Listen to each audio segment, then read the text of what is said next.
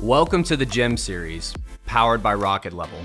On this podcast, we empower entrepreneurs to succeed by setting big goals, executing like a pro, and having a fearless mindset. The Gem series is all about investing in yourself.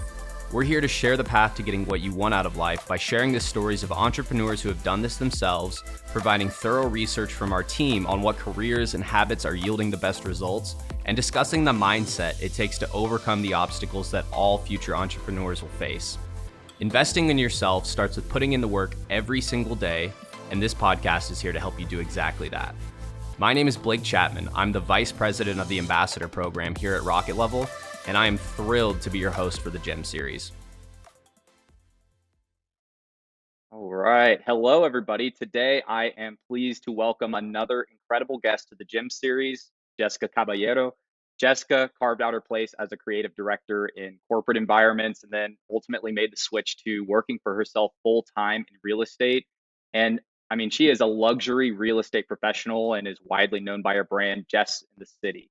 Jessica has achieved so much. She's achieved the coveted President's Circle Award for the top 6% of agents at her brokerage globally, and has actually been recognized by the Atlanta Realtors Association as a top producer. So I guess what I'm getting at is she's killing it, and she's right here with me. Jess, how are you doing? Hi, I'm great. Thank you for having me. Hey, I am so glad to have you on. Yeah. So Jessica, obviously I can't sum up everything in a couple of sentences. Could you just tell the audience a little bit about yourself? Yeah, so I have been an Atlanta resident for the past 26 years. I'm originally from New York City. And yeah, so I've been here. I was in the creative world, much like you were saying, graphic design, creative direction, and I was in corporate America for about, I don't know, 22 years or so. And then I decided to take a leap of faith, retire from that career, and start a new one in real estate. So yeah, definitely had that entrepreneurial spirit my entire life, but I didn't really hone in on it until after 40. I But it hear happened, you. Yeah. and I'm happy that it's happened because I feel like I'm able to do a lot of things that I love, serve my clients, and help people build some wealth, which is the best part. Absolutely right. Absolutely right. That is so cool. It is neat though, seeing people reach that stage where you're like, hey, it doesn't matter. It's just at some point hearing stories like this about ripping the band-aid off and going after what you actually want is just, I don't know, it gets me pumped up every single time. And I hope everybody can get connected to what they truly want to do. So take me back to the beginning of you mentioned having an entrepreneurial spirit at a pretty young age. Yeah. What were some examples of that? Like, what was your first kind of goal growing up, you think? Yeah. So I always knew I wanted to be my own boss. That was for Uh-huh. sure. You could probably ask my mom about that. So as a child, definitely, I had a solution for everything. There was never a problem. It was always like, how are we going to figure this out? So I think from a child, I was a problem solver. And that's just, again, I've honed in on some of those problem solving skills as I've gotten older. And yeah, so I've always led with that just innately. So, and then being in corporate America, I mean, that's again another thing. I really learned a lot about leading people. I learned about corporate politics, things I didn't necessarily love.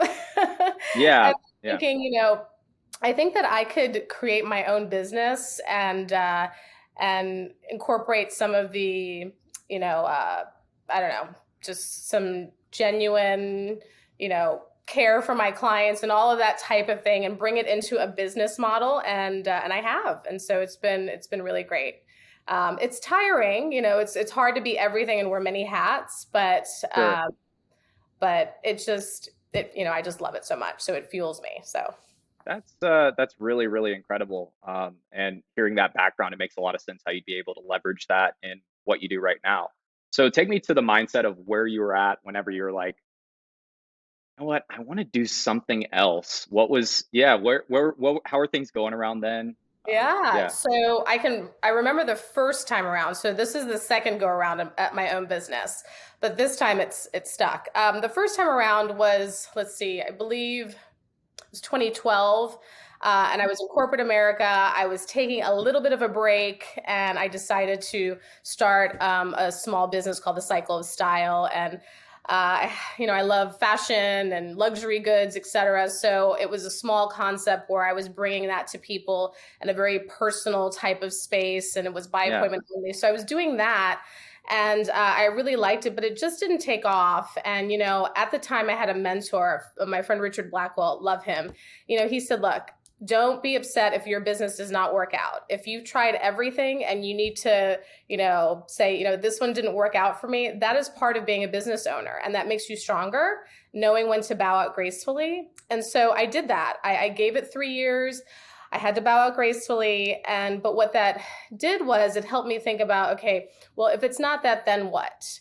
And so I went back to corporate America for a little while. I was with Home Depot for corporate for about 7 years. And within that time, it gave me an opportunity to think about, what do I want to do? What are the skills that I can bring to a business? How do I utilize my network of people that I know? And that brought me to real estate.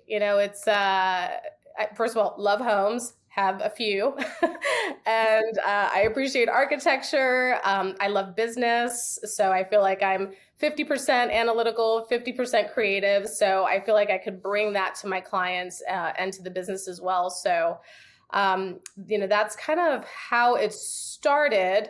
My time at Home Depot was a little bit of my buffer to kind of figure out things. Yeah. Figure Yeah. out a lot about my personality too. I mean, I will say my time there was really great in the sense where I got to learn about, like I said, leading, what kind of manager I am. I did a disc management profile, which has just been awesome. I mean, I'm a high D all day. So I just know that. And it's just like, why fight? Why fight this? I'm going to do my own thing. So I set out to become a realtor in 2018, actually 2017. I got to be honest, it took me a few times to pass that test, but I was definitely highly motivated. And then 2018, I became a realtor. That was January 2018, and then I decided to officially leave corporate America. And that was a hard decision. Having something that's somewhat secure to going to something that's very unknown was terrifying. It was absolutely terrifying.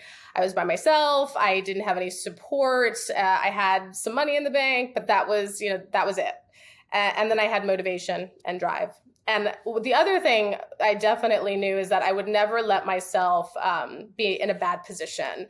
Like if I had to take on a side job or do something in the interim, I would do that. But real estate was the focus. And it was like, it's not, I wasn't going to be that person that was in it for, 6 months to a year. And then, I'm not making any money, I'm out of here. So I definitely knew that it was a long game. And I think most things that are worth it are a long game. And lots of growth over the past 5 years for me, just from like a personal perspective, emotionally, as a business person. It's actually been a beautiful transformation.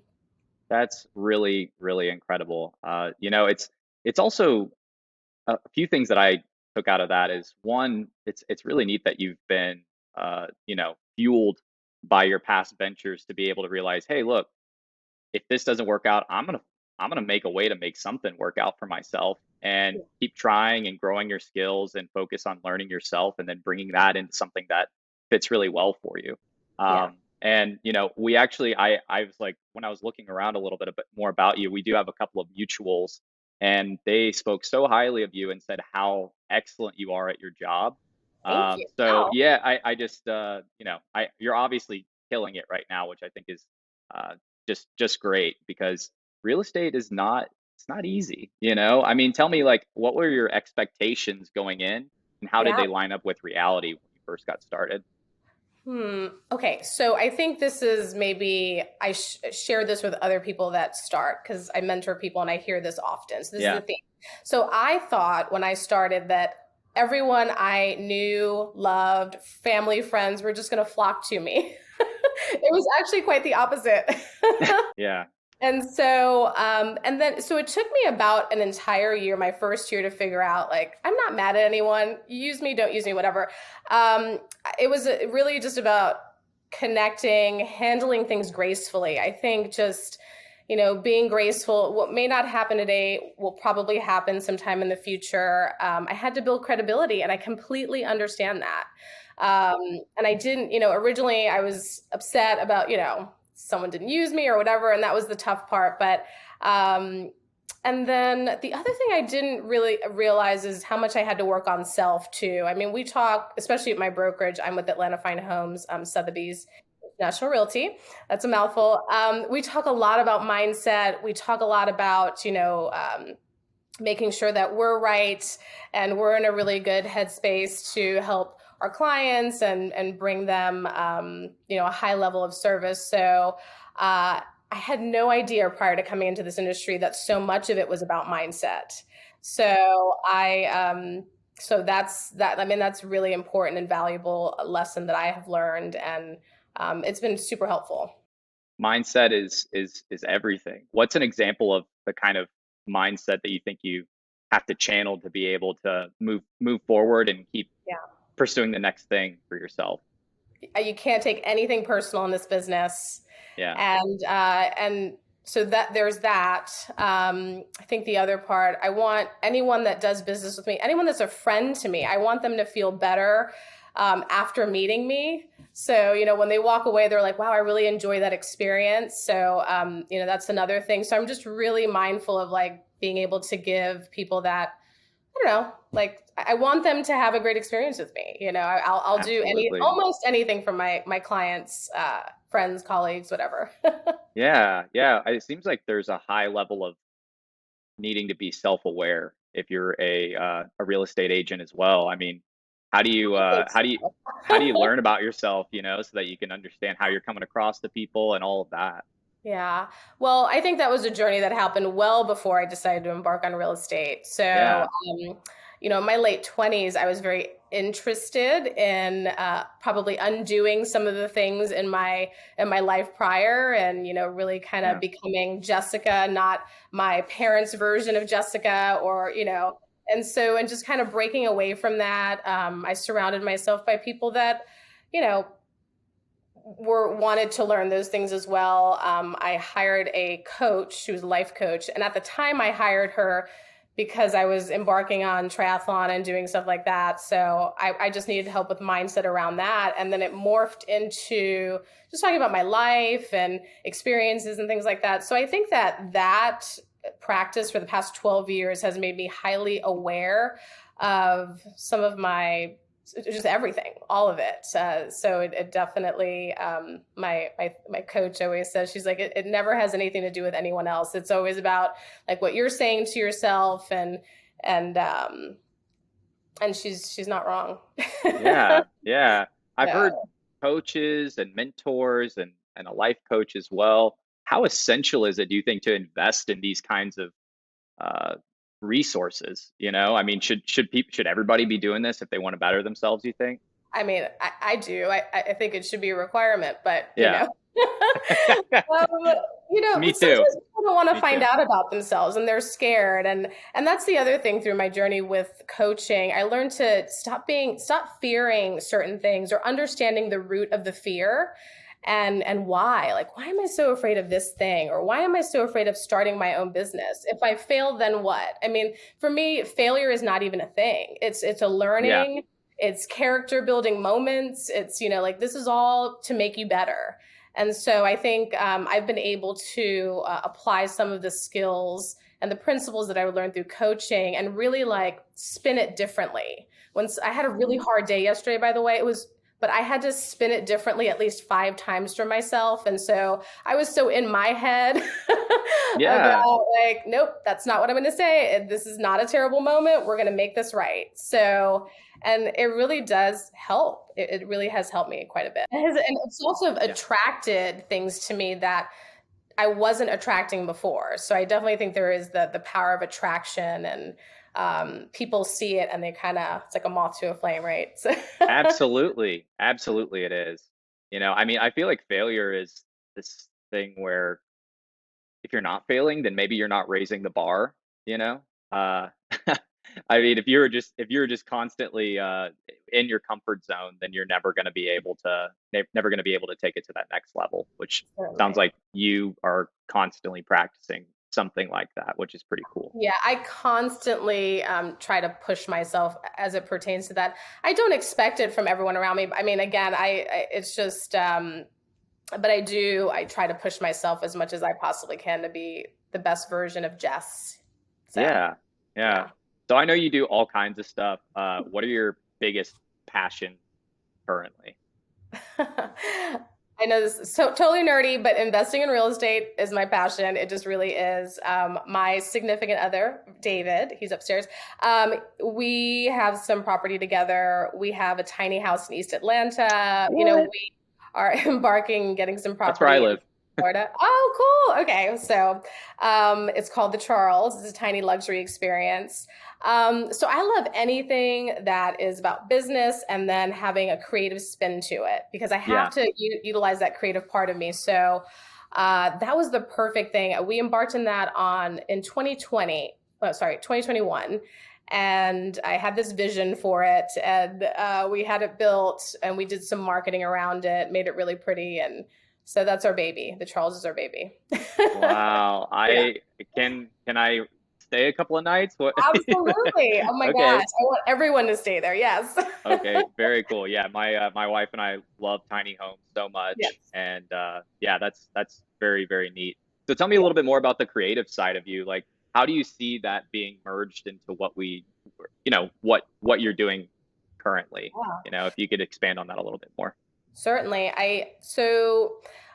There's the creative side, like physically, right? So when I go into a listing or I'm helping Yep. people get their homes ready, of course, I'm pretty good at purging and able to like eliminate things quickly from the equation to make it look like a different home. So that's where the trust comes in with my clients. And, especially for the ones that refer to me and don't really know me, it's like, please just give me my moment.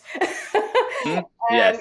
I will redesign, restyle a house in an hour and get that ready. So it's a natural gift. I don't know where it came from, but there's that part.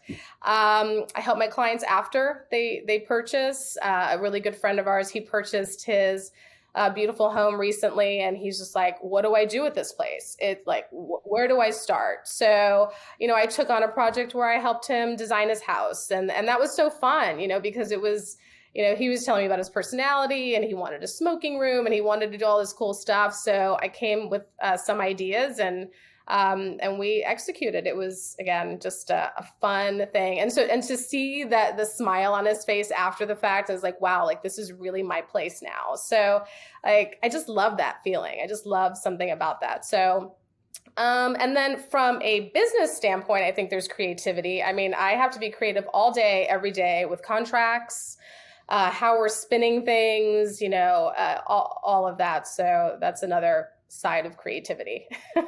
Wow. That's yeah, I mean, I that totally makes sense to me. And I feel like a lot of times creativity comes from a place of that's how you can show people that you care, and it's like channeling, each kind of falls into the other. Yes. And it goes a long way, I would imagine, especially in real estate, but really in everything. Right. Which Absolutely. yeah, I love. So for me though, I think the key thing is kind of touched on mindset, but I mean, you have to just be constantly motivated. I mean, you're doing so much right now, and I can already tell that you are like constantly motivating yourself. So how do you maintain that? Yeah. So I fall off sometime. I'm human, right? It happens. Yes, But of I would course. say I keep it simple. I try to, I have a regimen. I try to do it every day. Sometimes it doesn't happen every day, but it's my miracle morning. And I try to get up before the rest of the house and just have my hour to hour and 15 minutes for Jessica. And that is what I call my time to dream and be creative. That's the time where I reconnect to why I'm doing what I'm doing, because I don't want to lose sight of that. Because the minute I lose sight of that, then I'm off doing things that I shouldn't be doing. So, I try to stay connected with that concept. I do my affirmations. So I just recently took this Love course. affirmations. They're good. They're really good. I took a ninja selling course through Sotheby's, which was phenomenal. And they talked about writing something down 25 times a day. And it was the same phrase 25 times. It takes about 11 minutes to do it. And then doing that for like a 30-day period. And then after the 30 days, changing that affirmation to something different. And I have got to tell you, I've been doing this for 2 months and I have attracted some of these things that I've written down. It's really a powerful tool. And so it's almost like meditation when you're doing it, because as you're 100%. writing it, you're absorbing that. And that's like top of mind. So if you're starting your morning that way, like it's free, it's easy, and that's that time for you. So I feel like that is the motivation, and so I'm always connected to why I'm doing what I'm doing, and everything around that has to serve that purpose. Mm. So, yeah. That is genius, because writing something like that down intentionally every single day, it helps weed out all the other stuff. You know what The I mean? noise, And yeah. hone in. I think that's incredible. That is an excellent form of meditation. I Yeah. love meditation and affirmations and Yeah. mantras and honing in. And Yeah. I think the biggest thing that I get out of it is I don't necessarily know that I'm connected to the spiritual side of it as much as I am somebody that is using it as a way for me to uh, simplify my life a little bit and focus on what I actually want. So it sounds like that's sort of what Yeah. you do. And I'm sure there's a little spirituality thrown into the mix there too, There of course. But definitely is. you know, Yeah, there's a little bit of that in there. Yes. yeah, very cool. I do think that time for yourself is key, and carving it out is like, I think it's like the only thing that matters sometimes, is just having that time for yourself and making that time, whether it's day or night or whatever, but undistracted time solely for you. hmm So has there ever been a time that you wanted to give up or throw in the towel ever whenever you've been doing this? I mean, I just know there's all kinds of experiences whenever you're going in and doing something totally new and you know, going for it. Yes. I can't say that I felt that way recently, but I would say my second year in, I definitely felt that way. Some of the people that were coming my way, I've had a lot of interesting transactions and conversations with people, and it's hard to be in a position where people don't value you and your time and what you do. And Yeah, time of is course. the most precious resource on this planet. So it's even more precious than, well, anything else, in my opinion. So you don't get it back.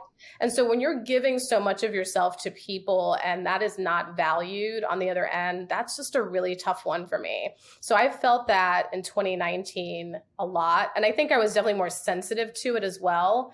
I have a little more thick skin now and I can deal with it and I know where to put that. But yeah, that's probably when I wanted to, not being treated with respect, or, I think a lot of people think in our line of business that we don't have good intentions, we don't mean well, and we're money driven, which, the last part, okay, that might be the case for some. Yeah. I try not to lead with that. I lead with my heart, and I lead with the idea of, I want to be in your life forever. I want to grow with you and your family. Let's grow old together. I always say that. And so just know that I'm coming from that place. But again, not everyone values that. And Yeah. sometimes I Yeah. think those are not my people. Absolutely. Absolutely. It's so important to, whenever you do get down in one of those scenarios to find that self-validation and just, I think what I've noticed is anytime I've been in a place of being burnt out or anything like that, it's that I start listening to the negative instead of listening to the positive. And it's sometimes that's a really tough switch for me to make or in the past, I've been loving life for for in the recent years, but I've definitely relate to that in the way that I've had people. I'm in sales, and you want to lead with empathy and care and genuinely trying to help somebody. Yeah. But it can obviously there is burnout that comes from all of that.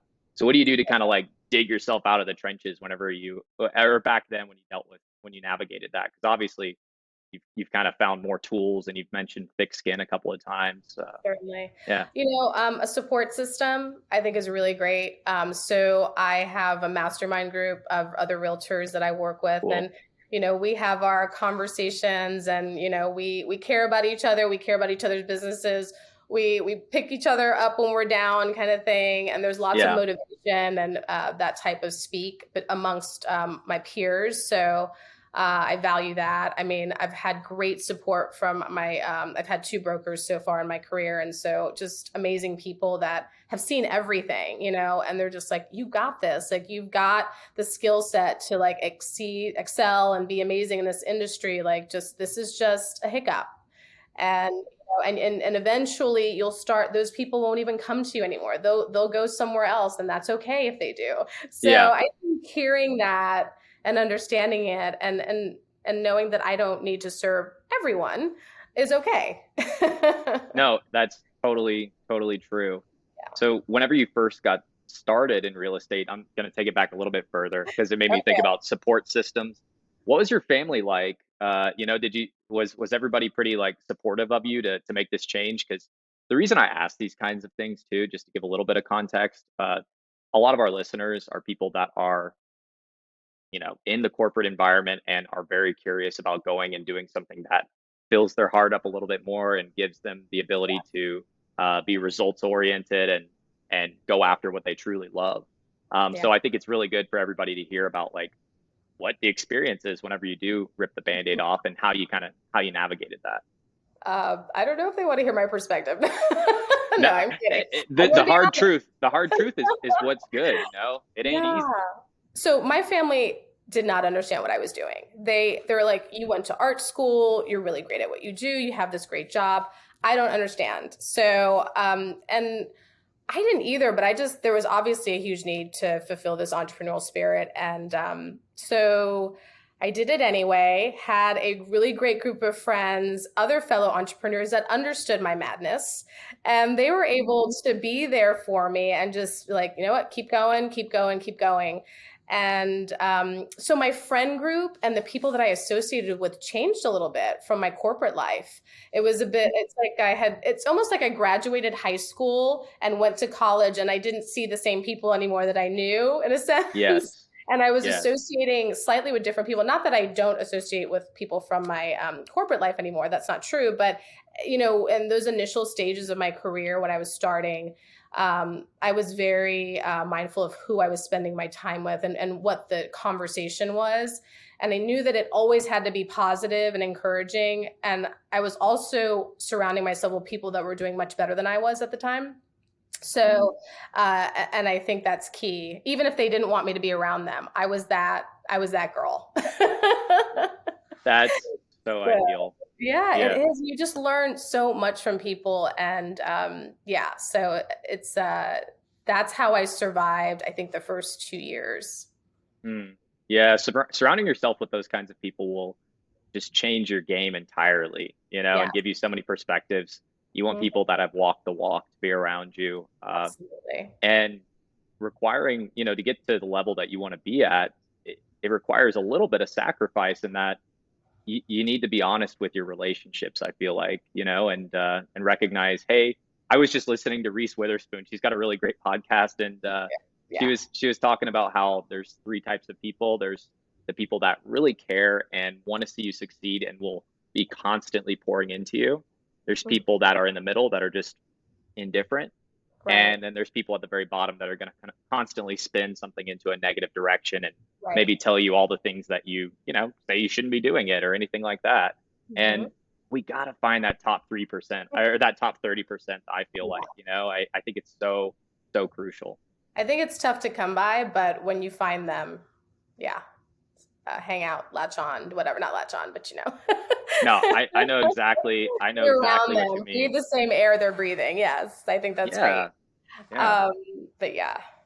Well, no, I think that's incredible that you've built such a strong support network around you. And I have no doubt. I mean, it sounds like you probably mentor other people too, right?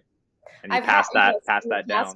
I definitely have had that opportunity. And I love that, honestly. I was actually just having lunch with someone yesterday and we were chatting and I hadn't met this person before, but we were networking. And he's like, you should be a mentor. I was like, okay, like that's my next career. Yeah. Let me try and figure this one out first. But going back to what we were saying, I think also I also didn't have much fear, like in terms of I wanted to put myself out there and I wanted to talk to as many people as possible. So I do remember it was January 2019 and I was down in the dumps. I was like coming off a not so great first year. And I ended up calling, it was like 5 or 6 of the top agents in Atlanta. These people did not know that I even existed. And I called, I got 2 phone calls back. And one of them, she's actually in my office today, Jerry Metcalf. She was really great. I've She seen that name. was awesome. I mean, she was fantastic. And Jerry sat with me and had lunch with me. And I said, I just want to pick your brain for 1 hour. Please, I just need some help and I need to understand certain things. And she really helped me break down really trying to how do I reach out to my sphere of influence? How do I connect with people genuinely? I didn't want to pick up the phone and call people that I didn't know. So how do I kind of reconnect with people and do it in a way where it's not business driven all of the time? So it was really important that I'm genuine with all of my interactions, of course, because a lot of people Yeah. I work with are now my friends. So she was really had lots of great insight. She mapped stuff out for me. It was the most amazing hour-long conversation that I had. And that was the year I turned my business around. Like from the Wow. first year to the second year was night and day. So Oh my props to gosh. that's a go-giver mentality right there. Yeah, it really is. It really Mhm. is. I mean, that's imagine if you had decided to cold call a few different real estate agents. Like you But just I don't didn't have know. nothing to lose at that point. I'm like, what else am I Nothing, going to do? nothing to lose. No, exactly. But sometimes it's hard for people to get into that mindset. They're like, they don't understand truly how low the consequences are of doing something that's outside of your comfort zone. Right. The risk versus reward is just unreal, you know? Yeah, for sure. It totally is. Yeah. Once I realized that, I felt pretty liberated to do what I want, in life Absolutely. and be myself and go Yeah. after these things. That's so cool that you had that experience though. And I'm sure that now Jerry's been like, oh my gosh, I've seen like Jessica going out and like Yeah. step by step killing it. So that's great. So you came into real estate in like end of 2017. Is that kind of when you started? You said I got my license January 2018. January 2018. Great. Yes. So obviously COVID wasn't too far after. I always want to hear like, did that impact you in any way at all when it happened?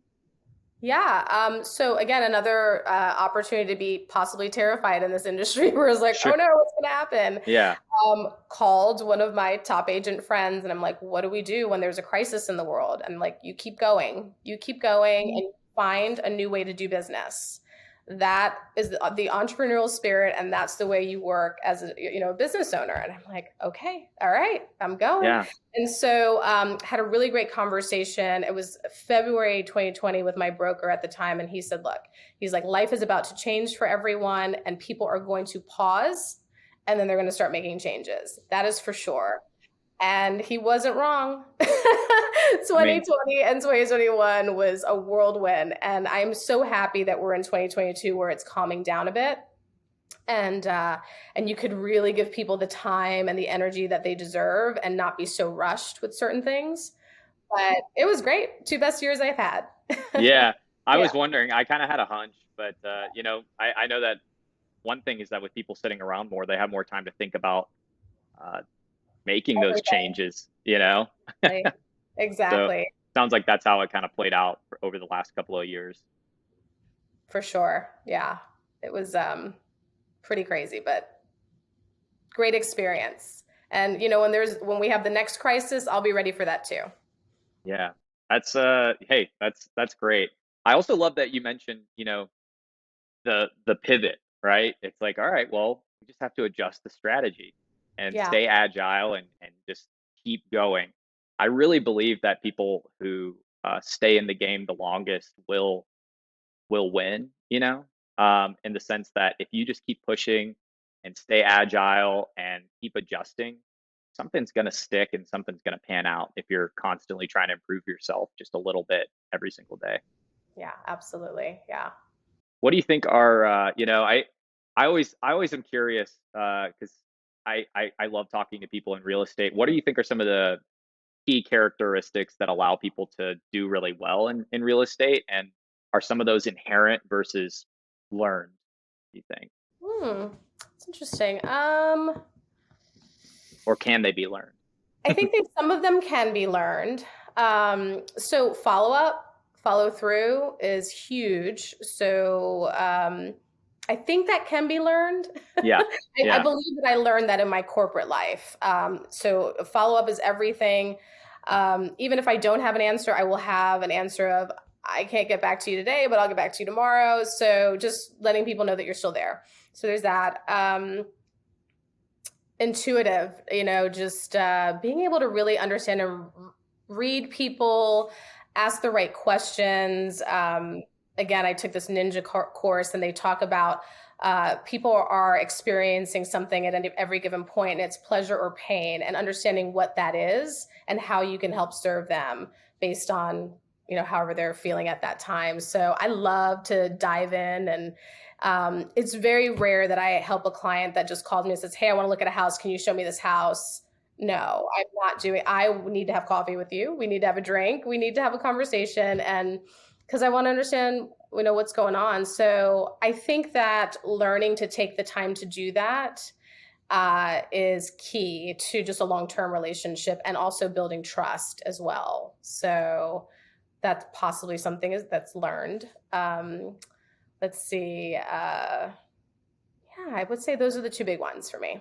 Yeah. Yeah. I mean, something that you learn a lot about people is that everything is, about the relationship and ensuring that there's a mutual trust there, and that we can learn in each other's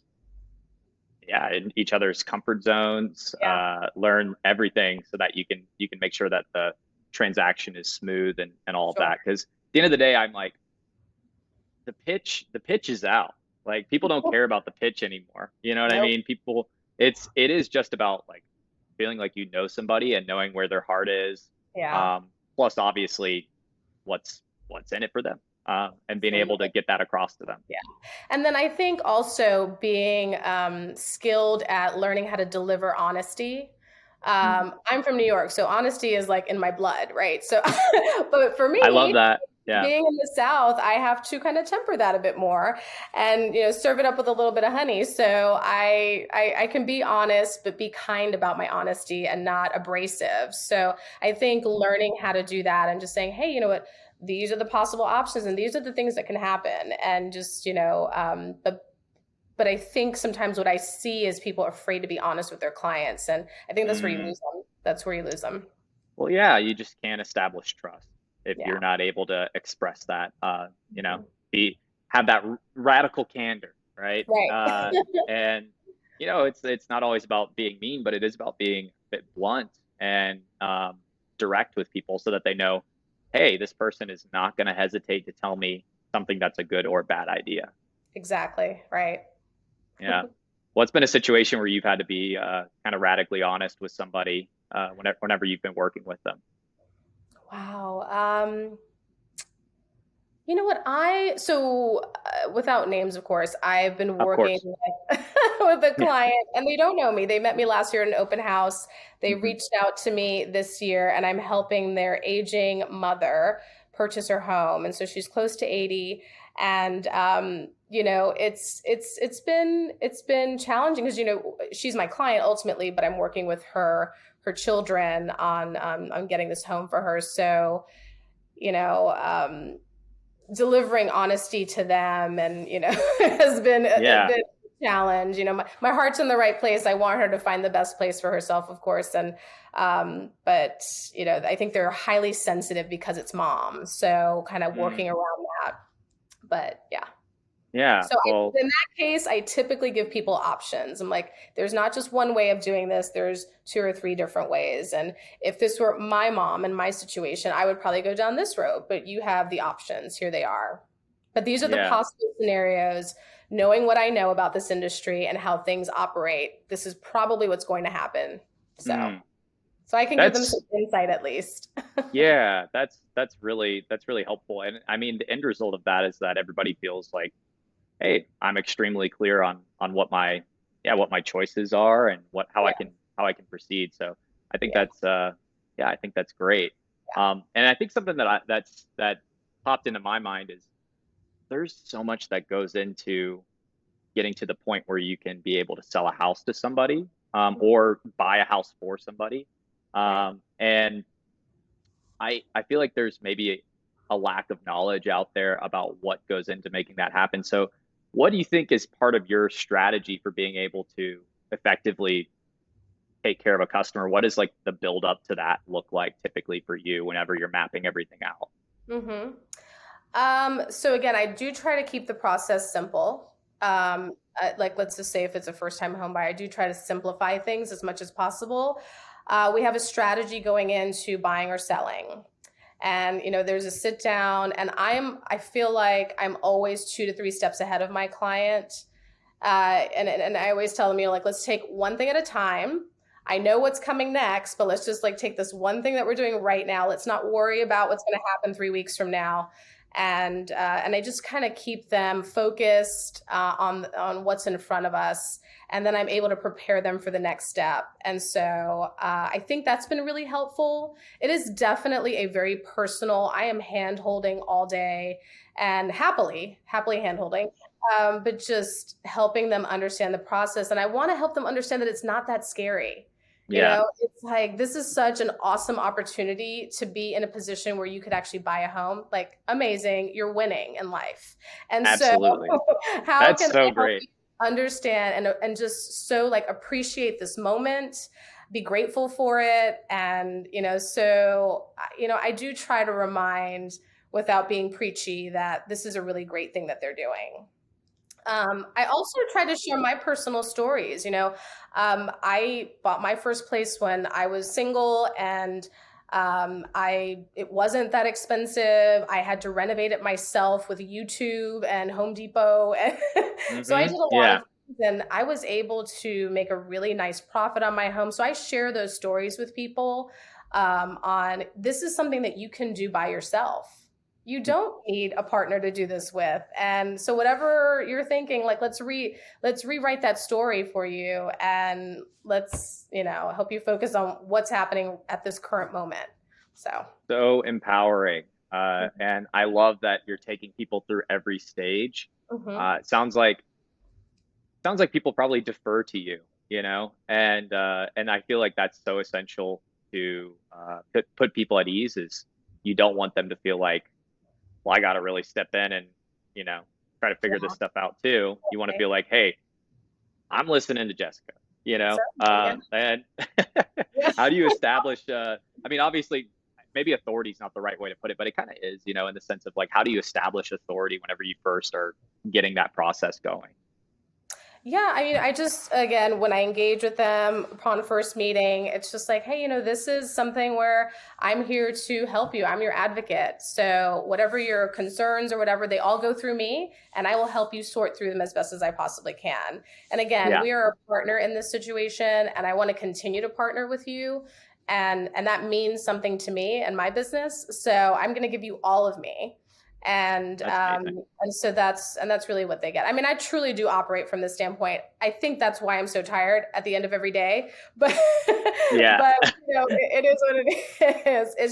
It's just how I move, and I like to give that to my clients. that is no, I think that's really really essential for being able to do what you do. So thinking about anybody that is wanting to, you know, level up and get to where you're at now, what do you think are some of your favorite tips? You've already given so many, but are there any additional favorite tips that you'd want to share for somebody that's wanting to improve their skills, you think? Yeah, improve their skills or want to get into the industry. I'd say improve, level up their game, Level up improve their their game. skills. Okay. Yeah. Yeah. I think just go back to understanding why you're doing what you're doing. And whether it's for your family, whether it's for ultimate freedom, whatever that might be, and then get really granular about what that looks like, what your life looks like 5 to 10 years from now, 50, however far away you want to plan it out. But because I feel like that helps motivate people and drive them. If you don't Yeah. have a certain goal to move towards, then what are you moving towards exactly? So that's just me, and that's my 2 cents on that. So get really clear on what that goal is, and then just even if it's for an hour or 2 hours a day, have some sort of time blocking or a regimen that you have that is healthy. Whether it's the affirmations. Whatever that is, writing things down, reading something that's good for you, listening to a great podcast, whatever that might be, that's going to give you more than what you had. I think that's another key thing, but just carving out that time on a daily basis for you to connect with you. So that's a big one as well. And then I think once you have some of those things, then you know what you're working towards, and then, so I kind of, I'm at that point. And then last year I got to a point in my business where I was like, okay, well, who do I want to be? Like, what kind of service do I want to provide my people? So then I personally went on a discovery tour of Jess in the City. And it's like, who am I? And it's like, I'm the girl that loves Atlanta. I love to go out to eat. I love a luxury lifestyle. And I want to give that to all of my people. I want to share that with them. So now I'm considered the lifestyle Atlanta agent. But, but it took a process for me to get to that point. I'm like, okay, now I know who I am and what my voice is out there. And I think people are catching on to that. So that's great. But I think just baby steps. Don't do everything at once. Just why are you doing it first? So to figure that part out. Yeah, absolutely. I love that you've taken steps to honing your brand, Jess in the City. What made, boom, for everybody that can't see it, Jess has this amazing Jess in the City. Jess in the City. I think it's like a wood carving, painted thing. Yes. Yeah, very cool, very cool. And love the creativity intersecting with what you're doing there. Thank you. Yeah, what motivated you to want to start your own brand, do you think? I mean, I'm sure you've been able to leverage it in such a great way, and it helps you. Because me, even just saying that, I'm like, well, that's what I want. I'd want to work with somebody that does, what you represent. Well, I guess, I come from a branding background. So going to school for marketing and graphic design, it's all about the brand. So Yes. I was talking about brand well before it became trendy and building Such a that buzzword now. Yeah, I know. But just, well before that, just knowing who you are and being confident about that and sharing it with the world. I think that we all should do it. Why not? Absolutely. Absolutely. And what better way to represent yourself in a professional setting than to, try to be your best self and then figure out visuals that can back that up and, Certainly. messaging and all of that. I think that's And we wanted it to be super fun essential. too. We wanted it to be fun and playful, a spin on Sex in the City. People like that show. They love it, whatever, but there's something around that. Yeah, this could be a very serious industry and people, are really serious about it. And I am, but I do like to have fun. And it's all about, being serious. Yeah, I know. It's funny. I was like, I'm pretty sure that's a Sex in the City reference. I was always hating on it for so long.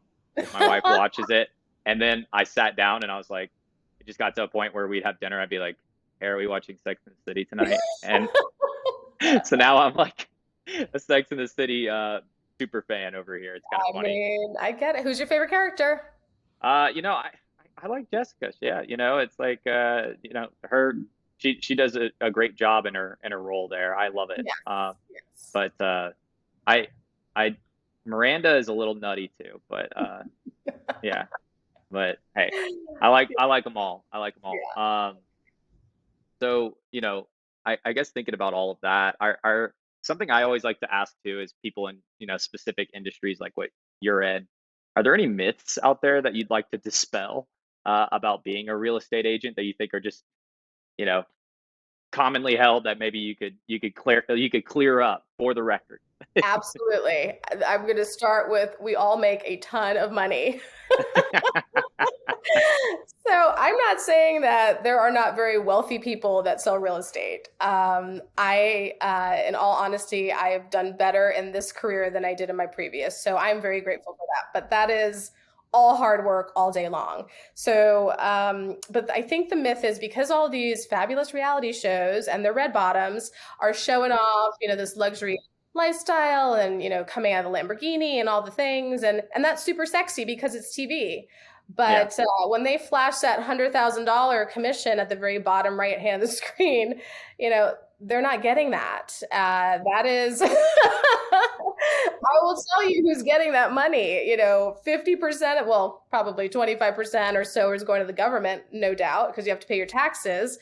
And then your broker's fees, we have splits that are negotiated with our brokers. And so by the time we get that, it's still good, but it's just not what they portray on television. So I certainly have been approached by people that are just like, you guys make too much money. And for the amount that I work and what I give to my clients, I just say to them, you clearly have not had the Just in the City experience, because if we're so ingrained in your life and we know everything that's going on and we're playing the role of therapist during that time.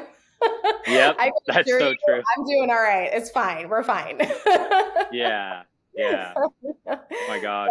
Yeah. So there's that. And, I think, the industry, dare I say it's saturated, but it is. I think that a lot of people have their license and some people utilize it full time, some don't, whatever. I'm not trying to knock anything, of course, but and these are all entrepreneurs. So everyone conducts their business differently. So what I like to say to people is if you're going to hire a real estate agent, really interview them, ask them questions and understand who you want to work with at the end of the day. And instead of making it about, I don't want to pay you your commission, ask that person, what are they going to bring to the table and why are they going to work hard for you, instead of going directly to their pocket. Because that's a hard one. It's like, I never have conversations with people where I talk about their salary, not ever. And nor would I. No. Exactly. So it's an industry in which that they lead with that. And so that's, I've gotten better about that conversation over the years. I know my value and my worth. And, but I would say that's the biggest thing in this industry is those fancy shows. I know. I can't, there's like, the Hamptons one that I saw, something, there's all kinds of them. But okay, so let me be very clear. It's not that I don't watch them. I will say there's one, I think it's called Lux Listing Sydney in Sydney, Australia. And I watch it predominantly because the real estate is absolutely stunning there. The architecture is very different. It's got a little bit of a California vibe. And these people are selling houses that are like 14 million and up. I mean, it's my gosh. They're probably doing very well. Yes. Yeah, but it goes down to the percentages, right? I mean, yes, totally. You were a top 6% producer, and that's the thing is like, there's a lot of real estate agents, and you gotta, that is a good thing for people to understand is like, you gotta really work to make that stuff happen. You can't sell one house and expect to chill on that paycheck for the rest of the year. No, that would be hard. That would be really hard to do. And I also think, things are on the market. I hear a lot of things. Anytime you hear the big R word, recession, recession means a lot of different things, and it's not as detrimental as we think that it is. It currently, especially right now, it's not. It is a normalizing of the market. The past 2 years have not been normal. And so when I have to talk to my clients and they hear the word recession, they are freaking out. They are like, we're not buying real estate. We're not buying real estate. So there's a lot of conversation around that.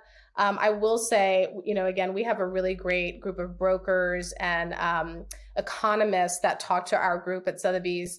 And I mean, these are the people that I trust at the end of the day when it comes to talking about finances and possible things that are going to happen in the future. I mean, that's what I'm listening to. I mean, dare I say it, it's been 7 years since I've actually watched the news, because what the news is pumping out is what they want. They want to scare you, first of all. This is what I think. They want to terrify you. So for me, I get my economy, news sources, all of that stuff from trusted professionals in the industry rather than CNBC, CNN, all those networks, et cetera. It's just, I think that they intentionally instill fear in you.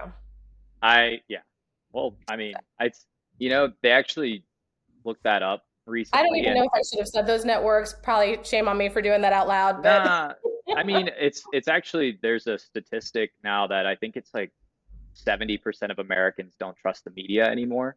And it's just gotten out of hand. I'm fine with saying that. It is fear tactics and trying to increase viewership and all of that. But at the end of the day, you just you got to listen to the people that really know the market, like sure. You have your trusted people. So I think that makes a lot of sense. Yeah. If I could say anything, just be selective about who you're getting your information from. Yeah. And let it be someone that's doing it day in and day out. Absolutely right. So you're primarily working in the Georgia market. Are you gonna branch out, get a little bit further out of the state line? I am actually. I'm getting my Florida license. So I spent some time in South Florida as a teenager. I lived in Boca Raton with my mom. And so I have a lot of family there and love South Florida. So, I felt like, we're going to embark on some investment properties there and owning. I may as well bring that service to my clients as well. So, if they want to get secondary homes, investment properties, I can certainly help them in the South Florida area. That's so exciting. Very, very cool. Yeah. That's I just need a home. Yeah. Yeah. Well, maybe you can go out and get a couple of homes for yourself down there too. That's pretty cool. Absolutely. Branching out. Well, wonderful. Well, I am so excited to see you keep going on your journey. Thank you. In closing, I'd like to ask two things. What is your favorite thing about what you do? And also, can you just go ahead and, share any plugs? Where can people find you? Keep up with everything that you're doing. And, if they need your services, where can they holler at you? Sure, absolutely. The biggest thing is connecting. I love connecting with people. I love connecting people to their homes, to a new life, all the things. So definitely a connector by heart. And then you can reach me on Instagram. It's justinthecity_Atlanta. I am on TikTok as well, Just in the City Atlanta, and still on Facebook these days. Wonderful. And then, again, you can just look up Just in the City and you'll find my information if you want to talk real estate. Excellent. Jessica, thank you so much for hopping on. This was a pleasure meeting you. So many incredible insights for everybody. I'm looking forward to seeing everything that you're going to be doing in the coming years. Thank you, Blake. I appreciate it. All right. Thanks. Have a good day. Yeah, bye. Thank you for joining us on this episode of the Gem Series, the podcast for anybody dedicated to investing in themselves. If you'd like to see the resources mentioned in this episode, learn more about what we are up to at Rocket Level, or come over and join our team, just click on the links below.